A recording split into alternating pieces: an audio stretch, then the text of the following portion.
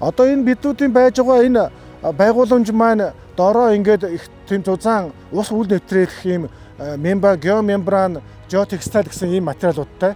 Тэгэхээр энэ дээр буусан манай үйлдвэрийн хаягдал нэг 15% чихтэй энд бууж орж ирэх юм.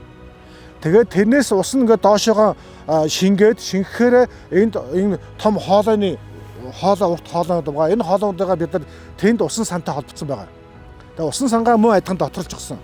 Тэгэхээр эндээс гарсан усыг бид нар тийш нь аваачаад тэгээд тэндээсээ усаа буцааж үйлдвэрүүд татах юм. Тэгэхээр нэг өсөндөө бид нар үйлдвэр рүү орсон ус бол за процент хэлбэл нэг 90-с дээш хувь, 95-аас дээш хувь буцаж орохоор ус өөр юм зацуулагдахгүй. Угаасаа энд угаагдаал байж л байна. За гарсан материалд саяны энэ үйлдвэрийн хаягдал байна. Хаягдлын ус 15% усыг бид нар ингээд татчихлаа. Тэгэхээр үндсэндээ говийн усыг бол бид нар үнэхээр энэ дээр хамгийн үр дүнтэй ашиглах ийм системийг зохион байгуулад ингээд явж байгаа. За энэ зураг төсөл зохион байгуулах, хийх, барьж байгуулах энэ бүх ажилд 100% одоо Монгол инженерүүд, Монгол ажиллагчид, Монгол залуучууд түүчилээд ажиллаад явж байна.